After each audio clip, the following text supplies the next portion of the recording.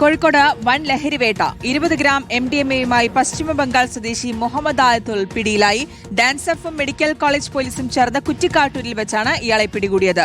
ഷാഹിദ് റഹ്മാനുണ്ട് വിശദാംശങ്ങൾ നൽകാൻ. ഷാഹിദ്, കൃത്യമായ വിവരത്തിന്റെ അടിസ്ഥാനത്തിലാണോ ഇയാളെ പിടികൂടിയത്?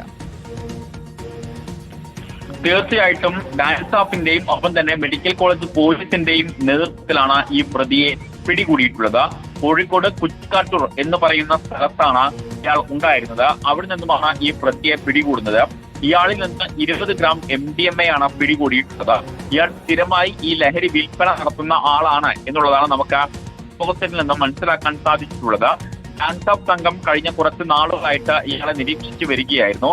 അതിനിടയിലാണ് ഇയാൾ പിടിയിലാകുന്നത് എന്നുള്ളതാണ് ഏറ്റവും പ്രധാനപ്പെട്ടിട്ടുള്ള കാര്യം. ഇയാൾ കോഴിക്കോട് നിന്ന് തന്നെയാണ് ഇത്തരത്തിൽ ലഹരി പദാർത്ഥങ്ങൾ വാങ്ങുന്നത്. പിന്നീട് അത് മറ്റുള്ള ആളുകൾക്ക് വിൽക്കുകയാണ് ചെയ്യുന്നത് എന്ന വിവരവും ലഭ്യമാകുന്നുണ്ട്.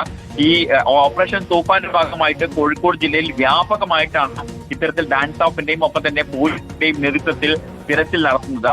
അതിനിടയിലാണ് ഇപ്പോൾ സിറ്റി ഡാൻസ് ഓഫിന്റെ നേതൃത്വത്തിൽ ഇത്തരത്തിൽ കോഴിക്കോട് മെഡിക്കൽ കോളേജ് കോഴിക്കോട് മോഴിക്കൽ ഭാഗത്ത് വെച്ച 20 ഗ്രാം MDMA-യുമായിട്ട് ഈ പശ്ചിമ ബംഗാൾ സ്വദേശിയായിട്ടുള്ള മുഹമ്മദ് ആയത്തുൽ എന്ന് പറയുന്ന യുവാവ് പിടിയിലാകുന്നത്. ശരി, വ്യക്തമാണ്. ഷാഹിദ് റഹ്മാനാണ് വിശദാംശങ്ങൾ നൽകിയത്.